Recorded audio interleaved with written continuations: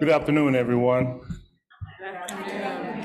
And thank you for coming today. We were to have the Negro National Anthem, but we can't get our wires in sync on that. So we're going to start proceeding anyway without.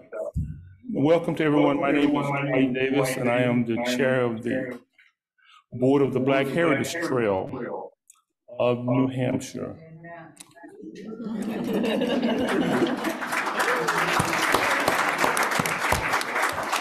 I am so delighted to be here with you today as we begin the first in the series of our popular Eleanor Williams Hooker Tea Talks. I thank you all for joining us and for these conversations we still need to have. We are indeed honored that you spend your Sunday afternoon with us in dialogue around topics that make us feel uncomfortable. I thank you to our audience here and to our many guests online. Before we begin our program, I would be remiss if I did not invite on our partners, our panelists, to acknowledge on whose ground we stand. Which the University of New Hampshire community is honored to serve today.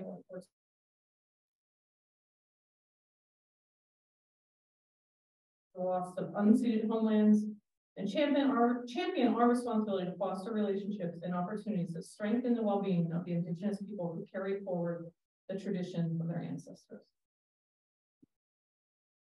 Thank you so much, Megan, and I do apologize for the issues that we're having with sound. Hopefully, they will be worked out before the end of our program. We'd also like to thank our sponsors who made this event possible. Just quickly name them. Revision Energy, the Justice Seekers with St. John's United Methodist Church, of course, the Public Library that we're here now, and I think we wanted to say a quick word. Welcome, everyone. We're glad you're all here. And my name is Christy Bryan. I'm the Programming and Outreach Librarian here. If you need a restroom, go back out through these doors, these double doors, and to the left, the restrooms are there. We also need to keep the emergency exits clear, please. That's why we've really limited capacity in this room. There is more capacity upstairs in the Hilton Garden Room if you're uncomfortable and want to move upstairs. On the wall there and here, you don't necessarily have to go out the way you came in if there is an emergency. We hope there isn't. And if you haven't silenced your cell phone, we'll ask you to do that now. Thank you. Thank you so much. And these talks are made possible by a grant from the New Hampshire Humanities in partnership with the National Endowment for the Humanities. Just a quick description of why we call them tea talks. Look, if you've been coming to them, you've probably heard the description. If you're new, I'll just say it again. I can turn it. We sample them after the Senegalese tradition of having 3 cups of teas. The first tea is usually bitter. The second cup of tea is usually sweeter. And then the third one is really weak. So at the bitter stage of our conversation, the bitter tasting part of the tea, that's when we just start these dialogues. And we may not be comfortable, but by the second time that we're doing the dialogue, we're a little bit more comfortable. And by the third time, when we're drinking a weak cup of tea, we hope that you're really engaging in the conversation and sharing in the dialogue. So that's where the magic happens, when we're comfortable and we're speaking in a safe space to have these difficult conversations. And as such, we've also set up what I call rules of engagement, but Michelle Holtz Shannon will go through those real quickly. Thank you, Jerry. It's good to be with all of you. This is a highlight of my winter series now, and I always learn something about the world, and I always learn something about myself too. So in a little bit, I will be running the mic, and my goal is to get to as many of you as possible, and also include folks who are online. And so I will just review our group agreements when we get to that slide, and maybe it's one slide 4. There we go.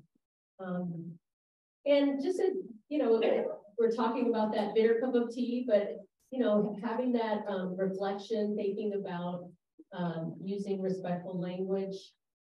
Please use the microphone. I know sometimes folks are like, I don't need it. I've got a teacher voice, you know, I can yell, but it's for our folks, our friends who are joining online. And it also just helps everyone. Please listen generously to learn.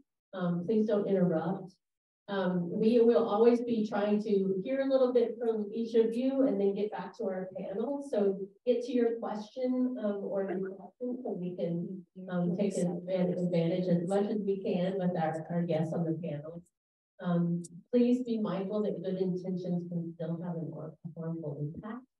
And if someone else shares a story today, sitting next to you or on the mic, ask their permission if you want to share it. Otherwise, all the learning leads from some of the stories. And again, I just flag me down when it opens up, and I will try and get around to everyone. So thank you. Thank you, Megan. Thank you, Michelle. I'm sorry. Thank you, Michelle. Sounds not the only thing that's a little off today. Forgive me. And then we get to the heart of today's program. Please welcome our moderator, who is the director of the Center for the Humanities at UNH, Megan Howard.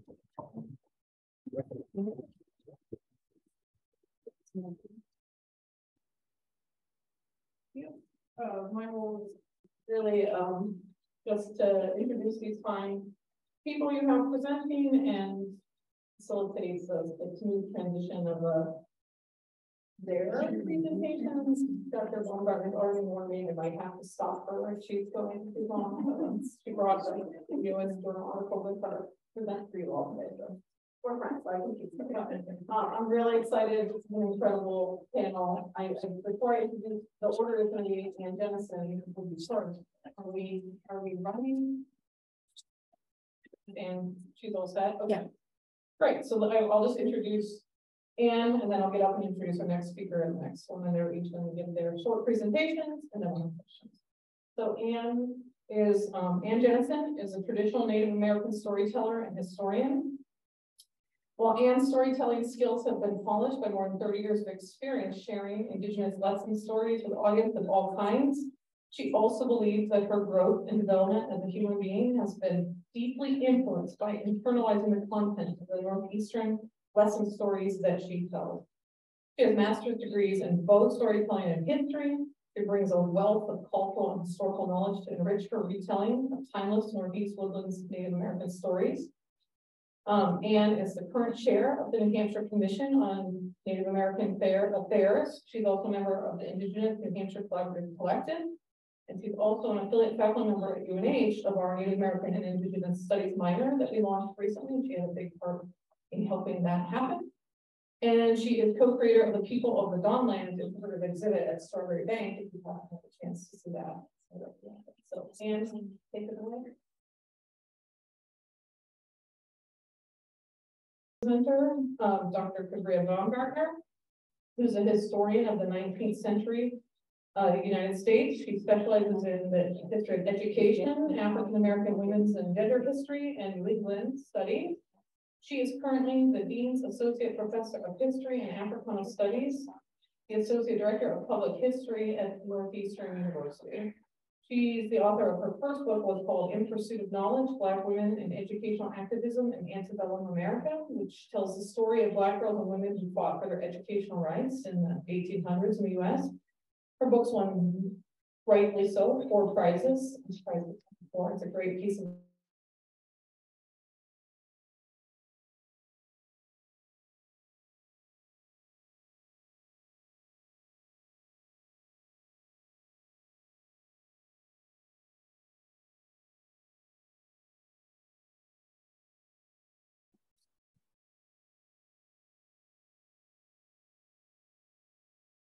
Black History Month with this Tea Talk series, and should do so with the panelists.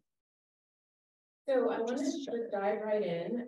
It's also great to hear Jennison's bio and to hear about her work with storytelling. That's what I want to talk about today, especially given the series title, Before European Contact, Changing the Ways We Present Our History. So this is really about sharing a history of African descended people before and then during and of course after European contact. As theorist Sylvia Winter writes, we are a storytelling species, and we've been telling stories for thousands of years. And these stories represent our human drive to be part of a shared history.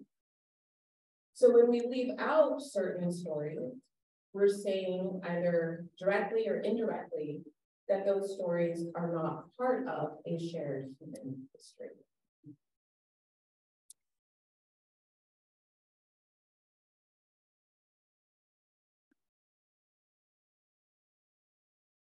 So the fact that we are a storytelling species is what motivates me as a historian of the Black experience. And here I'm sharing a quote from a beautiful novel entitled Homegoing by Jesse. I highly recommend it. It's fiction, but she's done so much work and research to tell the history of West African societies and then the slave trade and then into slavery in the 20th century. So it's a really great novel. The quote and the novel itself describes why history and storytelling are important and how the past informs the present. So these words are spoken by a teacher in the novel, and it really reveals why we tell stories. So I will read this quote. We cannot know that which we were not there to see and hear and experience for ourselves. We must rely upon the words of others, those who were there in the olden days. They told stories to the children so that the children would know, so that the children would tell stories to their children, and so on and so on. So we tell stories to make sense of our lives, to impart knowledge to the next generation, and to imagine a future, so on and so on and so on. That's what it means to keep the stories alive. And each time we share stories, we're moving toward greater understanding, or deeper understanding. And I think that's what is powerful. But when we think about the stories we know and the stories we don't know, we have to wrestle with this question of power. Whose stories do we believe? Whose perspectives are represented? And what stories sound familiar? I'm reminded of Chimamanda Adichie's speech on the danger of the single story, which Jerry-Ann Bogus told me about, and which I've since shared widely in all of my classes. Because what Adichie is arguing is that we cannot generate deep understanding with a single story, right? We need multiple perspectives. We need different views on the stories we tell. And if we tell a single story, the danger is that we misunderstand each other and that we potentially do real harm to each other.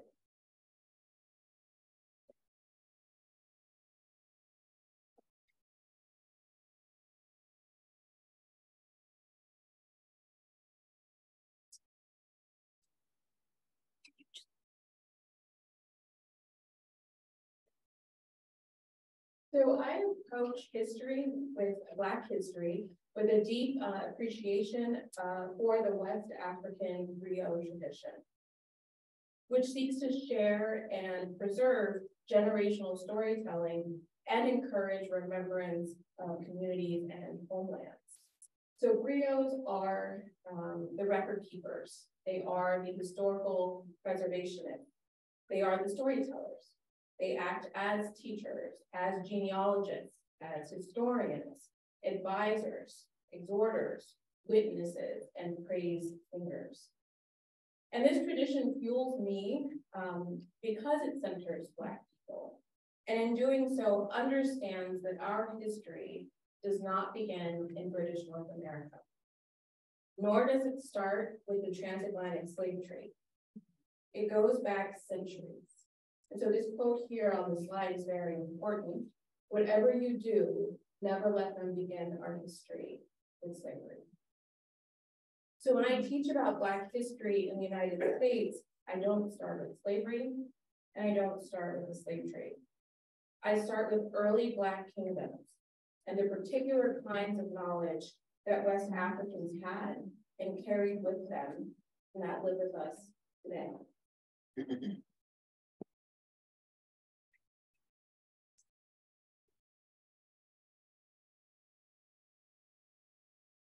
So I show these maps.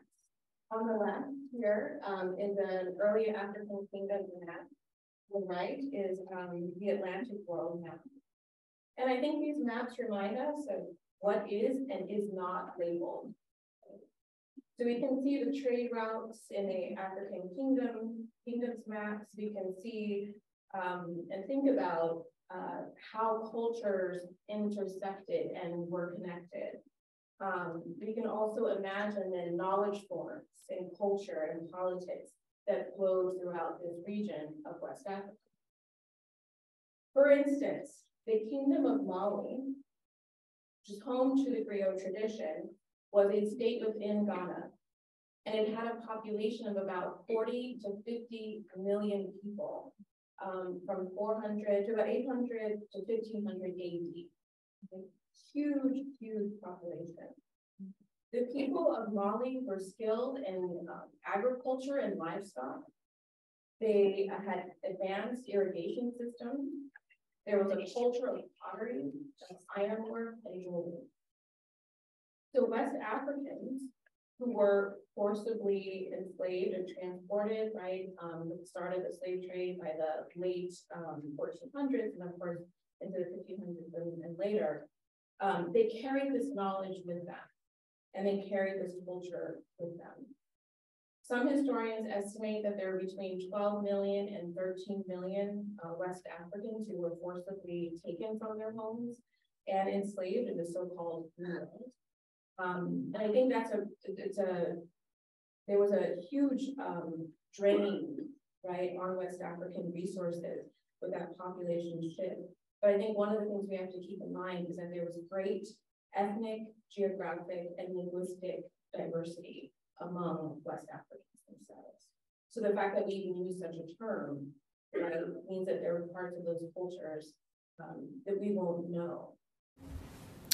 The Atlantic world itself then becomes not just this conceptual site of interaction, but it becomes historical and cultural between West Africa, Europe, the Caribbean, and the Americas. Next slide.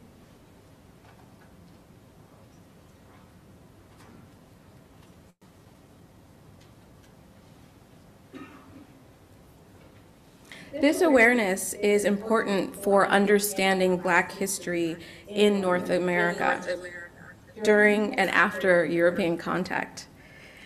So let me give you an example of an 18th century historical event called Black Election Day.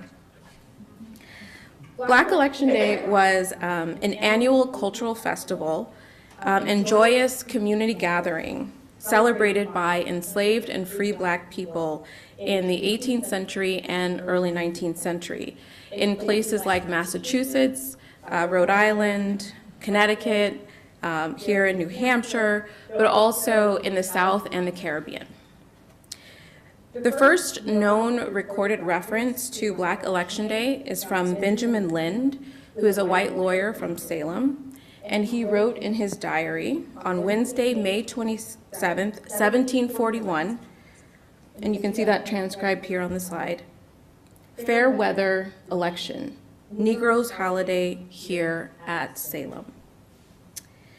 We know more about this celebration and what it looked like because white residents in Salem, Massachusetts, some of whom were enslavers, submitted a petition on May 5th, 1768, criticizing the festival.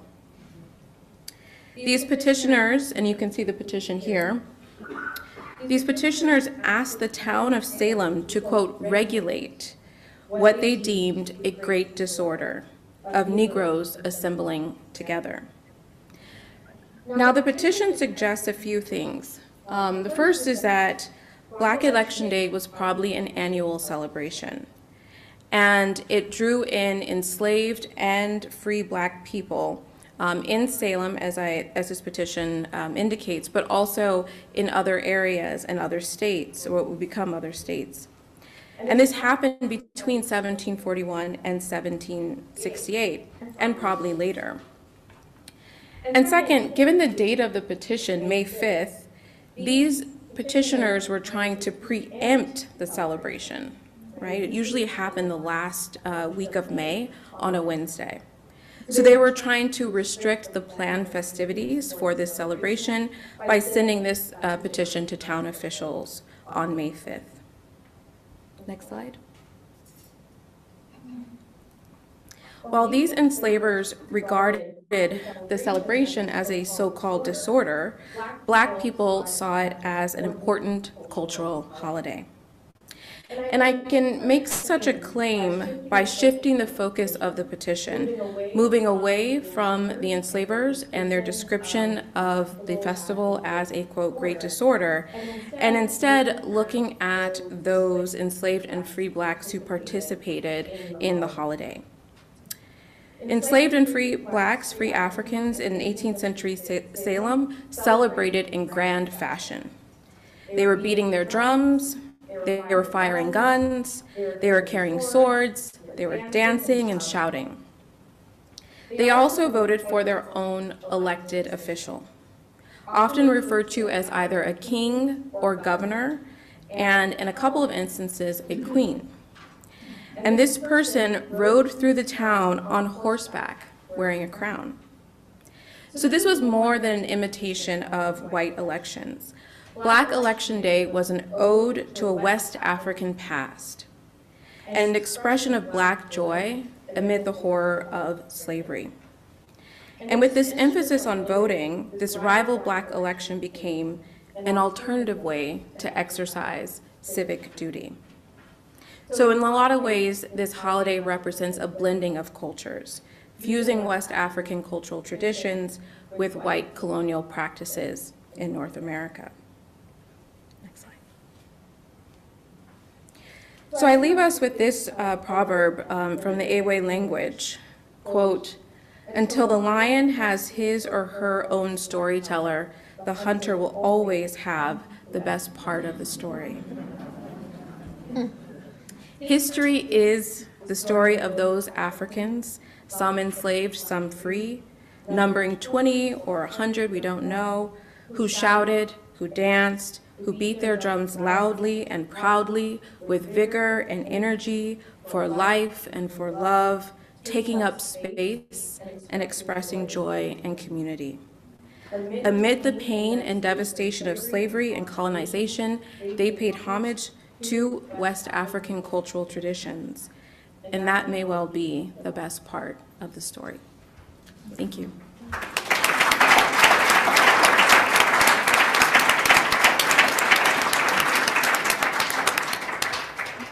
Awesome. All right, that was awesome. What's the status of Anne's PowerPoint, can I ask? Give me just a second and we can share the PowerPoint. Listen, I feel this is my own commentary on that. I just love this. I think we in this Living today for time depth, like multi-century, millennial time depth is very common to Indigenous peoples and around the world, including Indigenous Africans, and we forget that. Like, of course, 400 years later, almost 17, you know, there's still that intergenerational care. It's just over time we don't think on that scale. It's so cool. So, and Anne would be that would be a great segue to Anne, because Indigenous peoples also keep things for millennia, you know, in spite of a lot of attempts at erasure. So, all right, there's Anne. So it's a great segue. I've already introduced her. Thank you. All right, so I'm going to assume you're able to hear me, and I'm going to thank you very much for introducing me twice, Megan. This falls into my personal philosophy of there are no accidents or coincidences. I'm really delighted that I was able to hear the first presentation before doing mine.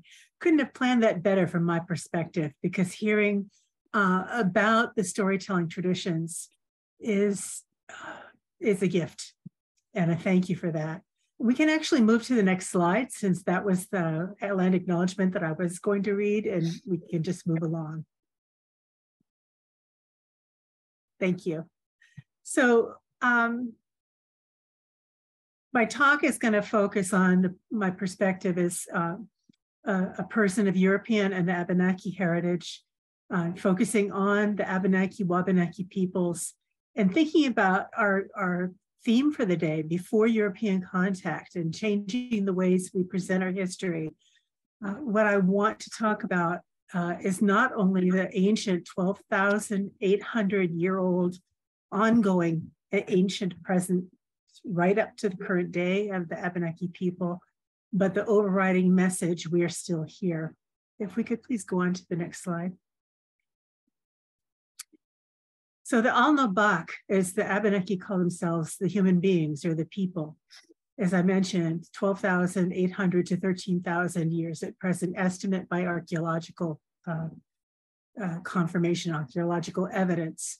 That is, one friend of mine estimated 99.9% of the time that there has been a human population in New Hampshire, where we are. It was only the Abenaki people and their ancestors. It's only in the last, 0.1% of time, the last 400 years, that there have been other cultures here joining the Abenaki. So the word Abenaki, also Wabanaki, it refers to the people of the East, the place where the sun rises each morning, meaning the dawn. Sometimes it also refers to Aurora Borealis, but it's translated today often as the people of the dawn land, meaning the people of the East. I've also heard it translated as the ancient ones. It depends on, how one breaks down the words within it. Waban generally means east, but it can also mean white or light, the first light of the spectrum in the Aurora Borealis. Aki means land. The Wabanaki territory includes places that are now called Vermont, New Hampshire, northern Massachusetts, Maine, southeastern Quebec from the south bank of the St. Lawrence over to the Atlantic, and the Canadian Maritime provinces, Nova Scotia, New Brunswick, and a little bit of Newfoundland. All of that is Wabanaki territory. It was divided at the time that the international boundary was created between Canada and the United States, split the Abenaki territory. If we could move on, please. So the Abenaki or Wabanaki peoples, I think I'm just going to simplicity say Wabanaki. They mean the same thing. It depends on how the language was interpreted, or what's the word I'm looking for, translated from either English, French, or Abenaki into the English language, how it's spelled. So the Abenaki are part of the larger Algonquian culture group that spreads out to the west, all the way around north, south, and past the Great Lakes. And then from the Maritime provinces all the way down the eastern coast to where North Carolina is today. So down to our cousins, the Pamlico and Tuscarora peoples, their original territory, until the Tuscarora were pushed out in the early 1700s and were taken in by the Iroquois, who moved from being the 5 nations to the 6 nations that we know of today. Next slide, please. So how do we know about the Abenaki and their ancestors? Strong oral tradition, that oral tradition you were just hearing about. Traditional stories, histories, sacred stories, genealogies, songs, geographical place names. You cannot throw a stone in New Hampshire without coming up with an Abenaki word that describes that place where that stone landed. and also wampum belts, that sort of thing. Some of the traditional Abenaki stories are so old, and this is how we know about history in addition to archaeological evidence, that they reference megafauna that, from 10,000 or more years ago. The Abenaki word for the giant beaver that we're here is Kichitamakwa. Kichi means great or large, Tamakwa is the word beaver. The word for woolly mammoth is Kichi Awawasak. These words have been carried down in the oral tradition. I used to, when I was a young storyteller, learn stories that started, this story started so long ago, so earlier in the world, that the animal people were much bigger than they are today. And then they also say they could talk to each other. And I, it took me a long time before I realized just how long ago, just how early in the world. It really took me years before the light bulb went off. Oh, we're talking about millennia. And these are real things. These stories are so old. They carry back to when the animal people really were much larger than they are today. When we had, saber-toothed tigers running around where we are now. Okay, I mentioned archaeological evidence throughout the Northeast, showing artifacts that date village sites that are 8,000 to 12,000 years old. An example of that in my own town, I live in Lee, which is just on the inside of Great Bay from where all of you are today, if you're at the Levenson room, at a place it was called Washuk. It means the hilly place, and I've looked at a topographical map of Lee showing all of the elevations, because I hadn't really thought of Lee as being a hilly place. Because when we're driving in cars, you don't really notice the elevations. You're not thinking about them that much.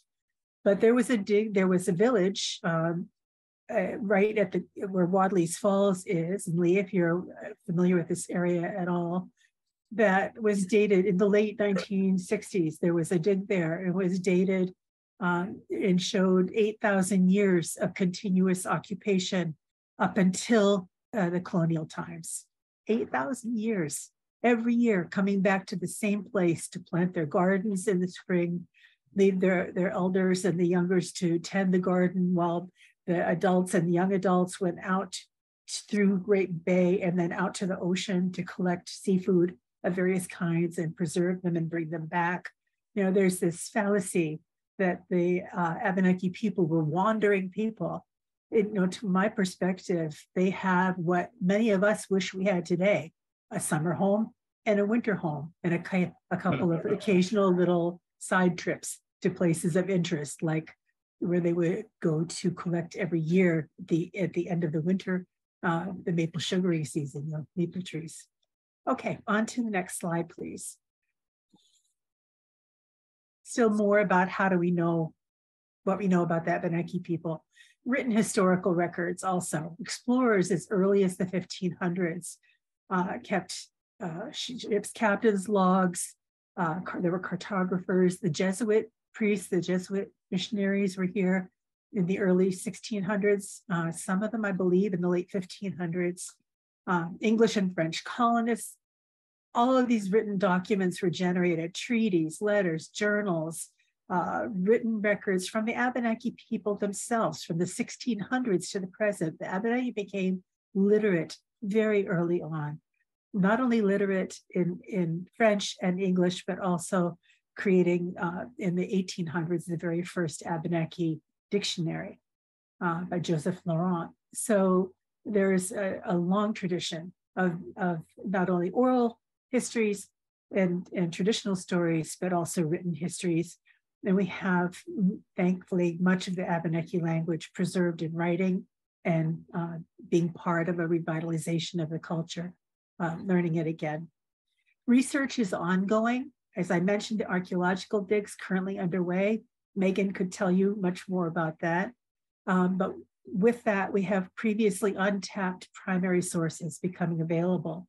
And also, as archival records are digitized and available online, more and more information comes to light, primary source information that wasn't available when histories of the Abenaki were written in the late 1600s and throughout the 18th, 19th, and 20th centuries. The Abenaki were written out of history. It has become an overriding story in New Hampshire that there were no Native American people, no Indigenous people, no Abenaki people left in New Hampshire. We're always talked about in the past tense. And this is not so. We may not look the way you would think we look. Some people, some Abenaki people look, is it phenotype, very, very white, or very, very black, or very, very in between, or very, very what you would think of as stereotypically Indigenous. We are beautiful, pretty people. They come in all colors, shapes, and sizes, the Abenaki. Okay, and all of this is leading toward a revising of history, having this primary source information available to us now that was not available for over 300 years of written Abenaki history, written by the English colonists, by the French, Jesuits and historians, and then later by the Americans. All of those leaning back on late 16th century, for the most part, English writings. They didn't have all the information available to them that we now have. And I've been working on a research project this year where I'm looking back on and reading treaties and letters from landowners in New Hampshire to the Massachusetts General Court that clarify historical events that I'm writing about now, about the interrelationship and events that happened between the Pennacook Abenaki and a landowner, Richard Waldron, trader, business person and member of the New Hampshire and sometimes Massachusetts General Court, Richard Waldron, at Cocheco, which is where we call Dover, New Hampshire now, and completely rewriting what has been thought to be the truth of two events that happened there. On to the next slide, please. So European incursion into what we call Indakana, our homeland, or Indakana. Each one of these could be, in fact, each subtopic that I have listed here is its own lecture. The cultural clashes among the North American Indigenous peoples, the Abenaki were the very first to have contact with the European people. So well over 500 years of interaction and damage being done. 1,000 years, if you take into consideration the Vikings, who had in exactly as of 2021, so now it's 1,002 years ago, had the very first colony way up north at Lansall Meadows in what is now Canada. Battle for empire. Continually, the Abenaki caught between the English in New England, the French in New France, and always pushing inland to take over with each generation, needing more land for the English sons to farm with their families, led to 5 what we're calling now Anglo-Abenaki wars, and then followed by the French and Indian War, which of course the British won. So there was that hegemony, the British taking over this New England area, and then 12 years later, the American Revolution. The Abenaki sided with the French during the French and Indian War because they had a strong relationship with the French, who had treated them in a much more humane way in many ways than the English did. And so they were disheartened and shocked when the French lost the French and Indian War. So 12 years later, they thought, well, we'll side with the British. They were able to defeat the French, and that didn't work out well for the Abenaki either politically. The Eastern Abenaki along the coast had come to some agreements that allowed them to retain some land, not nearly as much as they were promised. The Western Abenaki had sided with the French and not negotiated with the colonial government in America, the rebels, if you will, the colonists. And so when the war was won by the Americans, lost by the British, the Abenaki now were no longer, they were not acknowledged in the United States. In Canada, yes, but the United States, no. Not until 4 tribes in 2011 worked to get some kind of recognition by the state of Vermont. There are no recognized currently New Hampshire tribes, Abenaki tribes in New Hampshire, although there are, by count, at least 5 and maybe as many 7 tribal groups in New Hampshire. Okay, so we also genocide in the form of European diseases that first spread accidentally and later deliberately, taking Abenaki lives, warfare, which I've talked about, bounties, both the Massachusetts General Court and the New Hampshire provincial government actually subsidizing forays, missions out into the countryside, paying bounties for the heads or scalps of men, women, and children. It specifies by certain age how much the bounty would be. Slavery, in many times the Indigenous peoples actually all throughout what's called New England were captured, taken to Boston, put on ships and sent to the Caribbean, to Barbados, and as far as the Azores and North Africa. And then later on, the United States, the Indian Removal Act being passed in 1830. So one thing after another, this skewed the trajectory of Abenaki civilization. I did the count, there were it was either 52 or 53 Puritan pilgrims alive at the end of the first winter that they were in down in Cape Cod and Plymouth.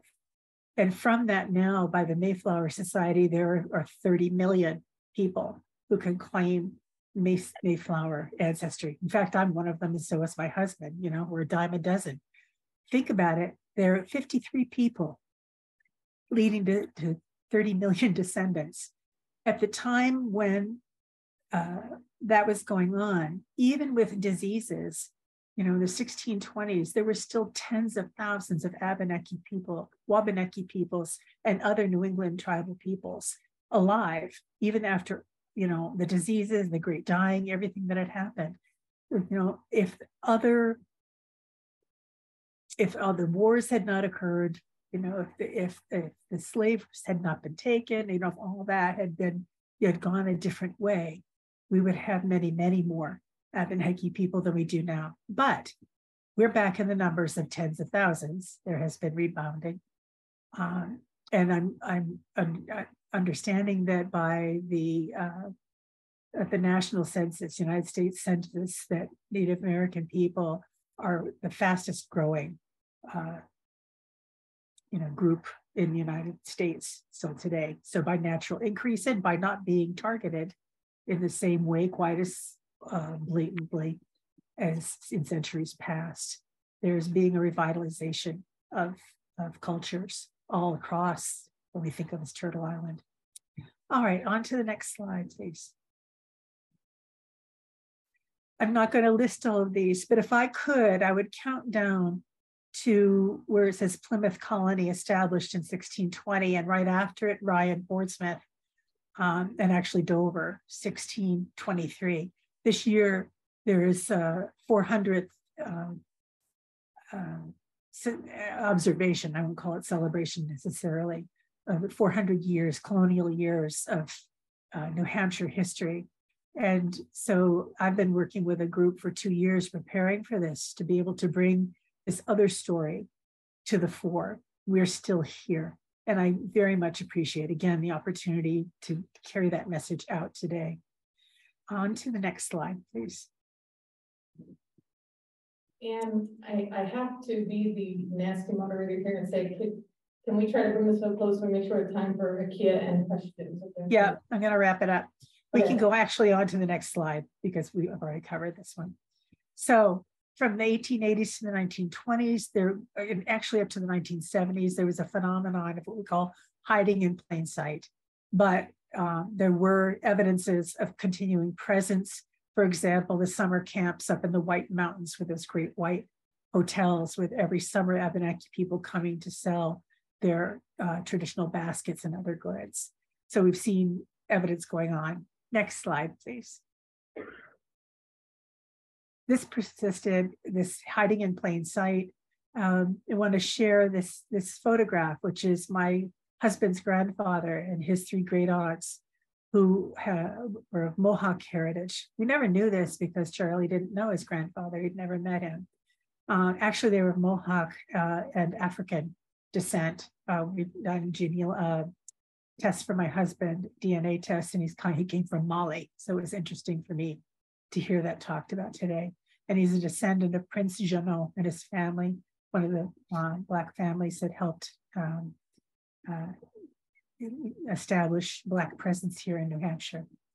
Okay, on to the next slide. We're coming down the home stretch quickly. We're still here. The Native American Commission was established in 2011. It has gone through several iterations. We went through about 6 months where we're down to 5 members a year and a half ago. We just gained 7 more members. And our mandate is to promote and strengthen Native American heritage and further the needs of Native American community through a state policy and program to influence that. Also happy to say there's I think it's in the 3rd year now, Native American Indigenous Studies program, a Native American Indigenous Studies minor at the University of New Hampshire. I'm an affiliate faculty member for that. And it's a growing program, which is wonderful to see happening. Next slide, we're almost done. So there's a group, the Indigenous New Hampshire Collaborative Collective with INHCC, created in 2016. It's a collaboration between scholars, people from all sorts of professional areas of interest in partnership with New Hampshire Abenaki elders, working to develop more information, research about the Abenaki people and turn that into educational materials. And I would like to refer you to indigenousnh.com for more information about the Abenaki people. All of the materials on that site have been thoroughly vetted and it's accurate and fascinating information about the stories and the lives and the contributions and the ongoing presence of the Abenaki people in New Hampshire and throughout Wabanaki territory. So next slide. Just last of it's already been mentioned, but I'm very happy to say there is now, we've gone from just testing the idea of Abenaki interpretation at Strawberry Bank Museum in Portsmouth in 2017 to this year having a full-on development of an Abenaki Heritage Initiative program. So more and more educational displays and events will be happening at Strawberry Bank Museum over the next year or so. So please feel free to check that out, including a powwow, Piscataqua powwow, which will be hosted by Strawberry Bank at Strawberry Bank in August of 2023 as part of the Portsmouth 400 observations. And I think the next is the last slide. I'd like to say thank you, Oleoni, for inviting me to be here with you today. And that wraps up for right now, my part. Thank you.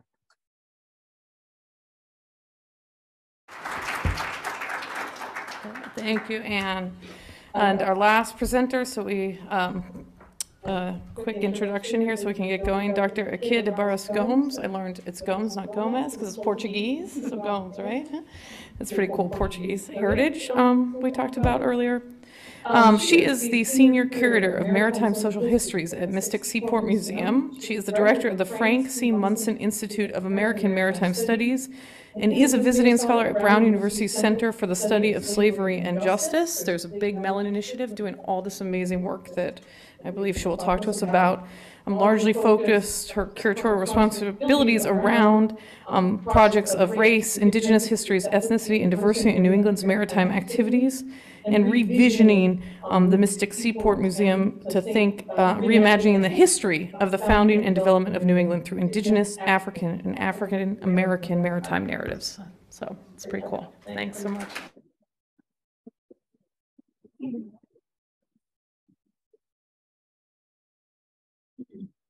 Good afternoon, everyone. So I'm hoping I have luck with the technology.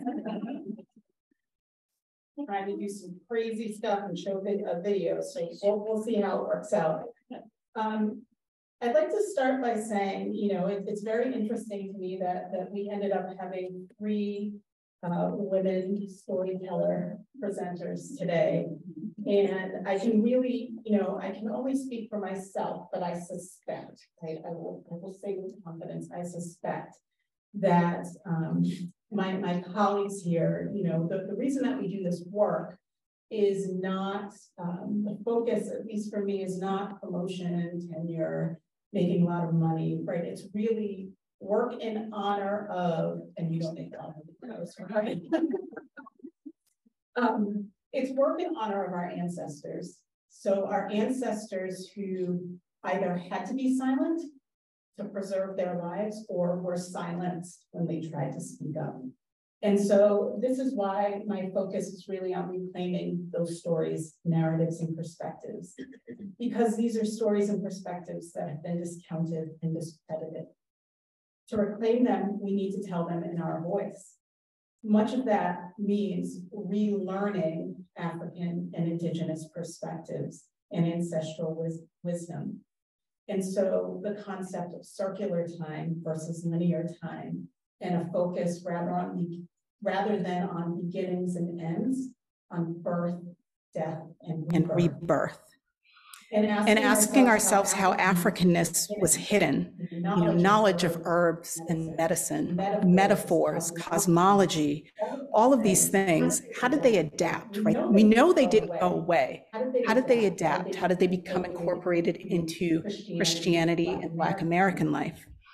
And so this is currently the journey that I'm on. I don't know if this is working at all. Okay. So here's where I'm going to keep my fingers crossed, right? So just as an example of this, and it looks like the little play thing is not popping up. I would encourage you to look at this on YouTube. Okay, the man in the center is doing, I guess now we would call it a dance called the buzzard lope. And I came across this video when Dr. Anita Gonzalez of Georgetown was recently giving a presentation. She does amazing work on how movement and dance has been transmitted over centuries and millennia without being taught. So you can go into any city, into any dance room, into any club and see African dance. But it hasn't been explicitly taught, right? So how is that passed on? And so this is an early 1930s example of that, the buzzard lope, which is a popular Southern dance, which was first recorded in the 1890s. And it then became included in minstrel shows, interesting enough. This is most likely related to an older West African buzzard dance of the Mandinka people. Dances like the Duga or the Dance of the Vultures, which is ceremonial and only performed occasionally. It marks the revival of the community. It shows the dominion of human knowledge, creative skills, wisdom over matter and bestial instinct, and demonstrates the promise of resurrection of the dead to life. The interesting thing that goes on in this video is the women are clapping and playing tambourines, and they're singing for Jesus to save them. It is still a song about resurrection, right? So that knowledge is being maintained through that dance and through the movement. And of course, of note is the clapping, because the drums were taken away, right? So that's how you maintain the rhythm.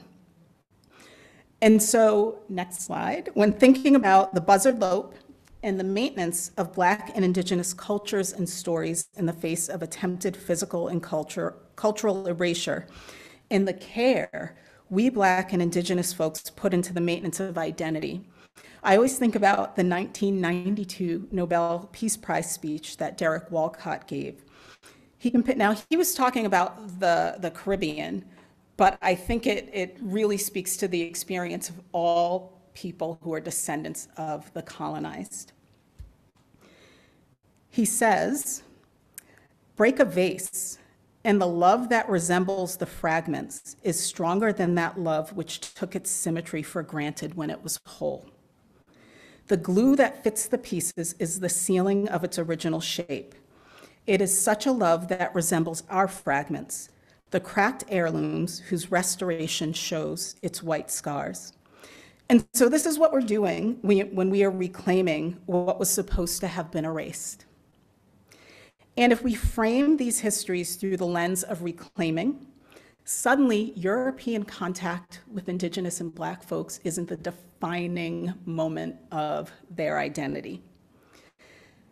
Slavery, violence, and dispossession are no longer defining features of our identities, but rather our survival in spite of is the central narrative, and our reliance on millennia-old ancestral wisdom to survive becomes the central narrative, even if much of the context has been lost, right? So if you go into a club and you see someone doing a dance with African movement, we might not acknowledge that or recognize that in that moment, but it's there. Next slide, please. And so in my role as a maritime historian at Mystic Seaport and prior to that at the New Bedford Whaling Museum, I often took on projects and exhibits that focused on Black and Indigenous maritime histories. And interesting enough, right, those histories always seem to start with Black and Indigenous whalers, rather than Black and Indigenous maritime histories before America. And so we can ask ourselves, what are, and this is specifically referring to African maritime histories. And that map, it's difficult to see, and it really only has the major rivers, but you could literally, in one of those big dugout canoes in the central picture there, canoe your way across the continent. So all of those trade networks that you were referring to, that's how they happened, right? Partially how they happened. And so, and incorporated into that is a cosmology and belief system about the power of water, about the spirituality of water. And so if we look at this maritime history, that picture on the right is actually a naval battle in Africa, right? All of this stuff was going on, but we start the African American maritime story here, rather than asking what knowledge, what skill sets did people bring with them to this continent? How did they teach it and pass it on, whether that's through folklore, mythology, histories, metaphor, etc.? We know there's evidence of boat building skills being used by the enslaved on southern plantations. We know, based on Kevin Dawson's book, Undercurrents of Power, please read that book, it's awesome. His book, Undercurrents of Power, which focuses on expert swimmers and divers in the African diaspora during this 16th, 17th, 18th, 19th era of enslavement. And in fact, he points out quite well that African divers diving for shipwrecks and bringing up the wealth funded the development of the colonies. We also know from scholars such as Ross Michael Brown that the spirituality around water was maintained, because if you look, especially throughout the American South, but you hear of it here too, this concept of Simbi spirits, waterborne spirits that could be benevolent, that could bless you and make you fertile, but could also harm you if they weren't shown the proper respect. So all of those things, all of those water things, right, are being brought with the enslaved to this continent and should be included as part of African American maritime history. Because we can't help but think, again, if we're looking at maritime underground railroad routes, if we are looking at hiding out in marshes, if we are looking at canoe trips up and down coasts for trade, those are skill sets that were present when people were brought here enslaved. Next slide, please. And although the full story here is not mine to tell, as far as the cosmology and the spirituality involved, I'd also like to point out in these lovely pictures that my friend Jonathan James Perry shared with me that Northeastern Indigenous nations are also reclaiming their maritime traditions. That picture in the center is someone creating a mishoon, which is a dugout canoe. That is, the digging out is done by fire, right, and burning. And, you know, this, much like in that picture where I talked about the African canoe sort of navigating up and down the coast or through the rivers, used for the same purpose, right? And so revitalizing that tradition has become really important in Northeastern Indigenous communities. Next slide, please. And so my current exhibit is titled Entwined the Sea's Sovereignty and Freedom. And it is absolutely a project, you know, within this large Mellon Foundation project, Reimagining New England Histories, where we are approaching the history of the Dawnland by asking, how would this history have been told? How would we be telling it if it had always been told through Black and Indigenous voices? What would that story be? And so I want to read to you, after several conversations with community members on the exhibition committee, the narrative, the framework we came up with, the stories we want to tell within this exhibit. Kuta Okun, and those are Indigenous and West African words for the ocean, and its tributaries connect the histories, cultures, peoples, and legacies of African societies and kingdoms to the sovereign Indigenous nations of Turtle Island through its cycles of ebb and flow, push and pull, and trauma and healing. Like waterways, contact between Africans and the Indigenous nations of the Dawnland attests to the power of ancestors, the circularity of time, and fundamental cycles of birth, death, and rebirth. Entwined centers maritime narratives in Indigenous, African, and African American worldviews and experiences, unraveling the threads of existing accounts of the history of the Dawnland, Indigenous dispossession, and racialized slavery. Entwined is rooted in voices and histories which have been silent or silenced. It explores the enduring legacies, strength, and resilience of sovereign Indigenous nations and African-descended peoples of the Dawnland. Foregrounding ancestral and descendant voices and acknowledging the sovereignty of the sea itself, Entwined reframes the narrative of people whose stories are forever interwoven with sovereignty, freedom, and the sea. And so within this process, I'd like to point out, we're not reinventing, right? We're often accused of that when we're trying to reclaim our stories, that we're reinventing history, that we're not talking about what really happened. We are telling history the way our ancestors would have told this history, to the best of our ability, right? The way they would want us to tell it. And again, can you imagine what that history would be told if it were always from the beginning told through Indigenous and Black voices, if those were the voices that were thought to be legitimate historians? And like the mended vessel, in spite of attempts at erasure, we've retained words, we've retained movements, we've retained beliefs, even if we've lost the context sometimes. And it often makes me think of, and I hope that it's still available on YouTube, it may have gotten snatched away. There's this great documentary, I think it's from like the 80s.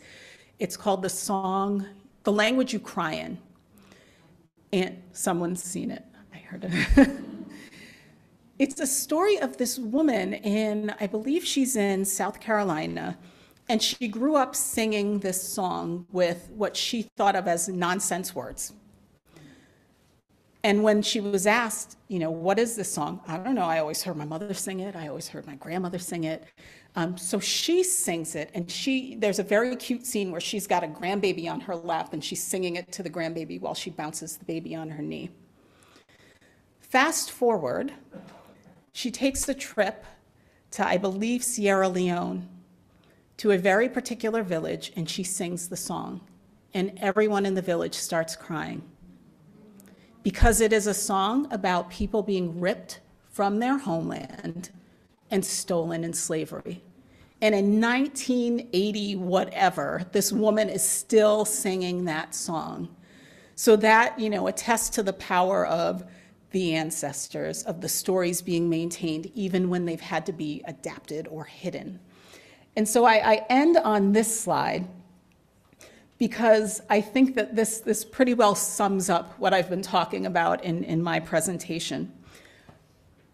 The pictures on the right represent the story of Ebo Landing. I don't know how familiar people are with the story. Really important story in the Black American experience, but it's told in two different ways.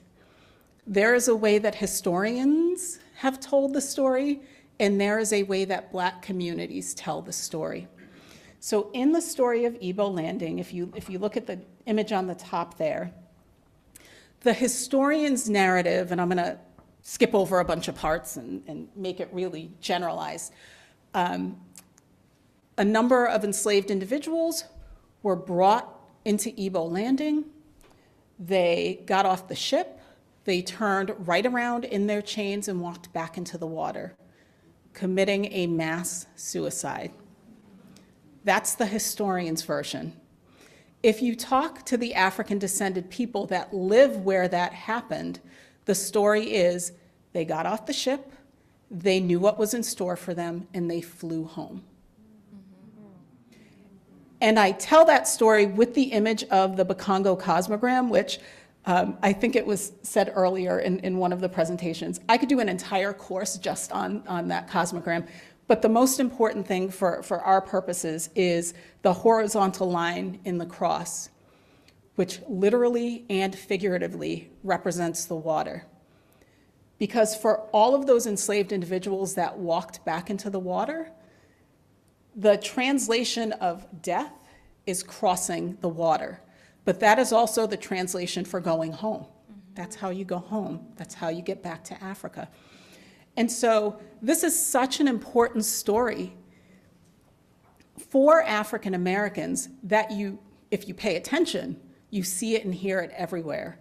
If you've read the story Song of Solomon by Toni Morrison, it starts with a reference to this when the man jumps off the hospital roof because he's flying home. I love to, when I was teaching, I would always reference the picture on the bottom right there.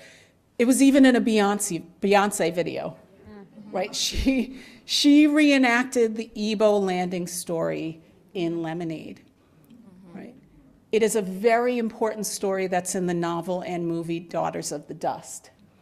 So again, these are the things that we maintain and that we keep telling as part of our storytelling tradition.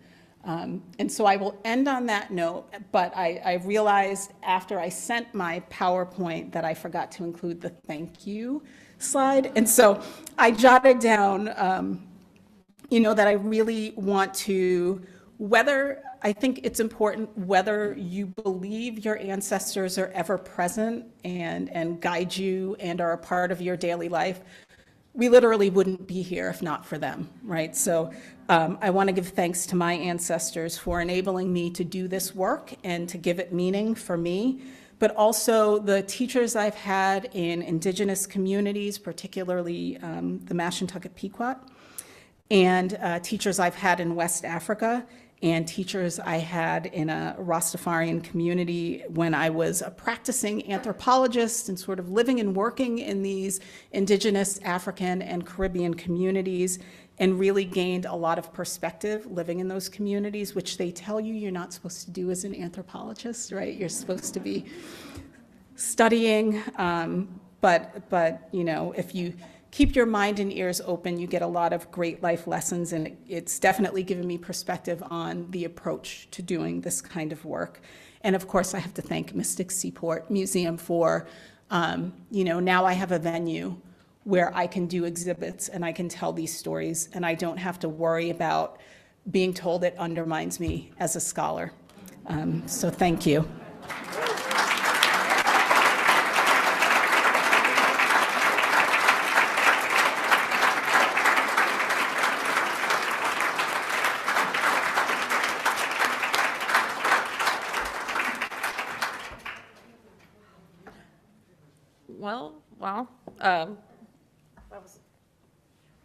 That was amazing. I think we'll turn to questions, and Michelle will run them around. So, do we have one here?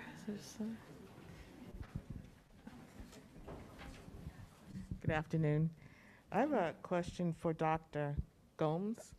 Was there a story behind the other picture that was underneath the Igbo on the indigenous people? Oh, that was the Beyonce video. Oh, it was? Okay.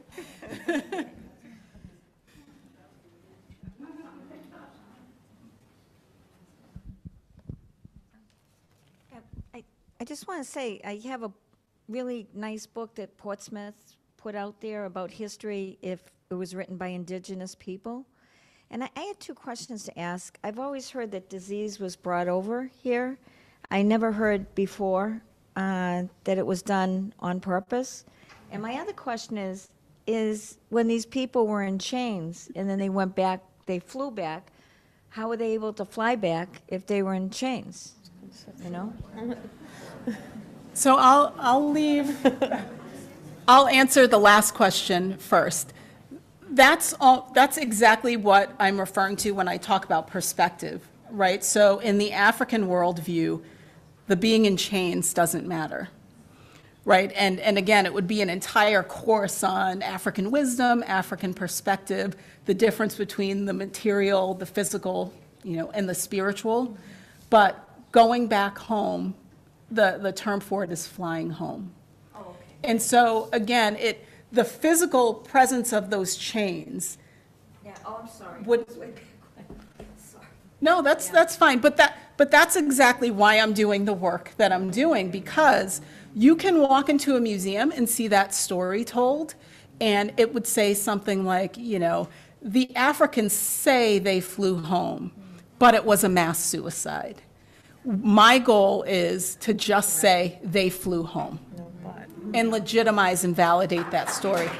But it's difficult, right? It's difficult when you are raised here and you were told, this is the truth, this is how the universe works, this is how things are, right? So it's really a shifting of how we tell stories, who gets to tell them, and whose stories are valid, seen as valid. I will say one thing, though, in Boston, but in Boston, they had this great dance event one night at the Hibernian Hall in Roxbury, and they actually do teach African dance there, and I forget her name. And if anyone ever goes to Fort Lauderdale, they have a great archives there, the African American Museum Library, and they also have a Dillard Museum, and it goes way beyond Langdon Hughes, and it gets to be, like how some people did 200 patents that did the steam engine and about the real McCoy and all kinds of, great stuff,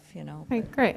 But they spread disease on purpose, so that. Yeah, I'm going to leave that. That's not I'm sure that wasn't directed toward me, right? Because I didn't.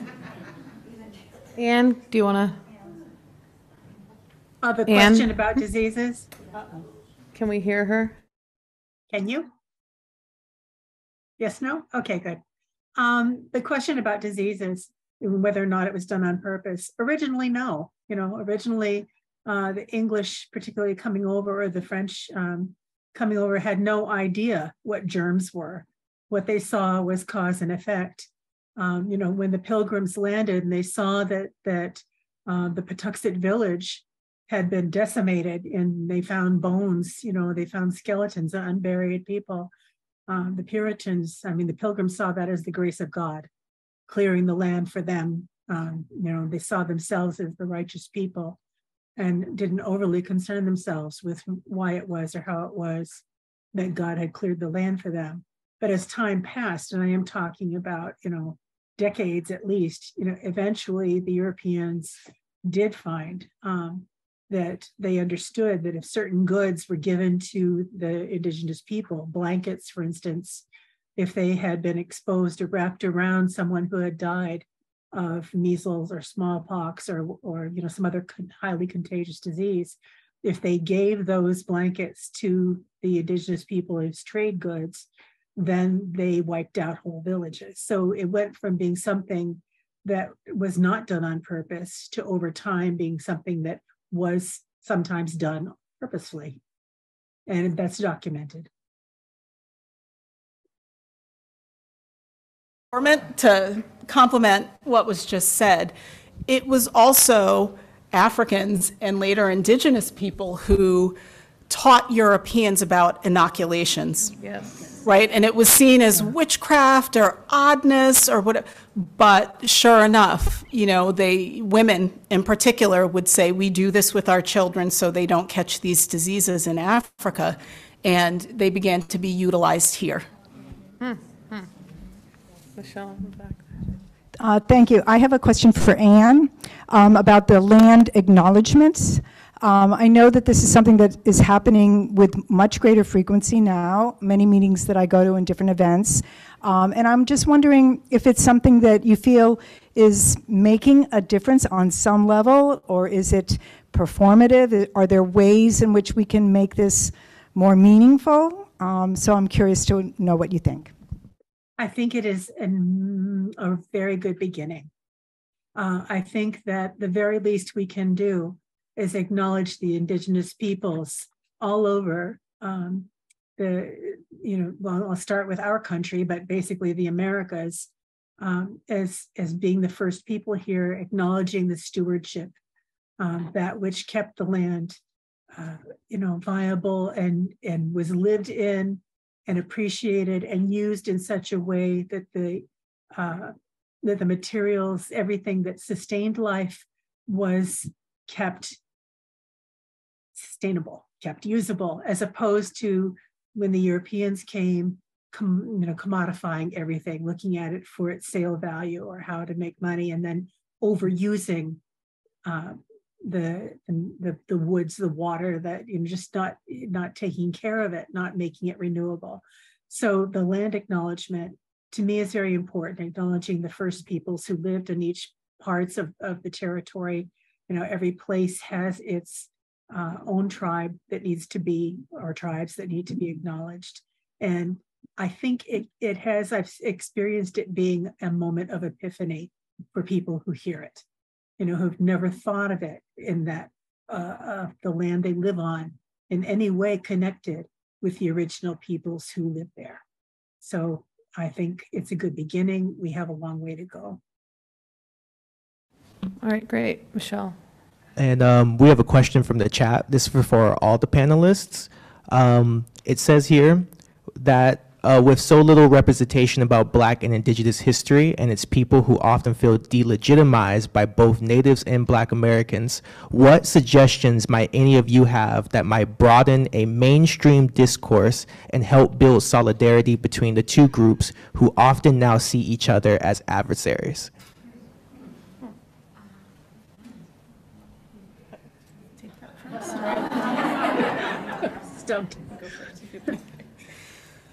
I mean, I think part of the goal of the current project I'm working on is to do just that. And, I think we also have to recognize when we use the words Black and Indigenous, there's an incredible amount of diversity within those identities. Yes. I mean, it gets really complicated, right? But one of the things, and Anne referenced this earlier, one of the things we are trying to do through this project is make a very clear statement that Blackness does not undermine indigeneity. Because for so long, because of the way the federal government dealt with tribes, it did, right? But I mean, I think this is pretty common, right? When we talk, in my mind, when we think about Black and Indigenous communities, we can tell stories of collaboration and conflict, and that's okay, right? And the conflict is by design, and the conflict has been purposeful. When you leave scraps and minimal resources, and you got to figure out who's getting what, that can cause a lot of conflict. But there has also been a lot of collaboration. And so I think conversations that take place within those communities, because some of those conversations are not for outside ears, right? They're for within the communities as they figure things out, but to also have Indigenous and Black folks working together to figure out how to at least address the conflict part of that. Jerry Ann. I have a quick question. The mic works.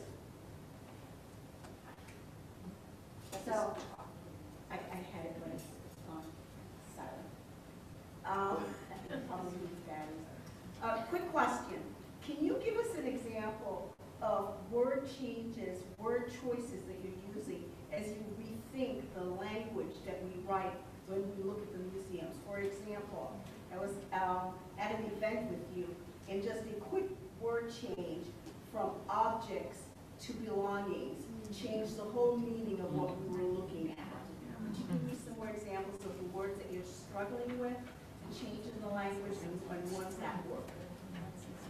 Well, you already gave my example of belongings, right? But that was simply, that's a term that we use, and it's not simply, right? We want to make sure that we're respecting the hands of the maker and the communities that the belongings are coming from. They belong to a community, they belong to a person. They often still do and need to be given back, right? And so making sure that that is a part of the conversation is really important to me as a museum professional. I don't know if you've come across. I mean, I would say even in using the term West African, if there are opportunities for us to be more specific, to talk about geographical regions or to talk about ethnicity, that would be important. I think there's a push for that among Indigenous people. Yes. Like we use that umbrella term, but if we know more, we try to use that term. And I told Akia this, there's a move, like you often see, especially with Indigenous art, artist unknown. And I've seen a shift to artist name formerly known or name once known, right? Because it's not unknown, someone knew that name. So I just heard that recently. It's a really powerful. I'd like to name chime once in. known. I mean, think about seeing that on a museum label rather than unknown, artist unknown, name formerly known, because often those names have been purposefully erased. Right. And it highlights that as well. A part of that, if I may, is that, are you able to hear me? Okay, part of that in reference to arts too, is that Indian art is still often referred to as craft work. And while it takes an artisan to create these works of art, it takes skilled craft hands to make many of these pieces of art. There's some kind of second class meaning that's inferred in using craft instead of art. And I think that's one thing that has, bothered me tremendously. But the other that's even more important is that for some reason, Indigenous people are almost invariably, at least in New England, referred to in the past tense. And that bothers me tremendously. That's erasure on a large scale. And so it's something that I ask people to be aware of. There are things that happened historically in the past. We refer to them in the past tense. But there are many, many things that refer. My grandchildren have been in school and heard themselves told that there are no, Indians left in New Hampshire. And they come home and they ask me, say, what's up with that, Graham? Amy, are we not here? My children, my grandchildren, my children have Mohawk heritage and Abenaki heritage, and actually also West African heritage. And we're proud of all of who we are, including our European ancestors. They're all who we are. And we're here now still. We're not erased. By an Indigenous scholar, Jeannie O'Brien, called Firsting and Lasting, Writing Indians Out of Existence in New England. I couldn't recommend that enough for this exact thing. And on that note, we're wrapping up, and I'm going to introduce Barbara Ward from the Heritage Trail. She's going to give our closing here there. So take it away. I'm going to attempt to navigate all the wires back there.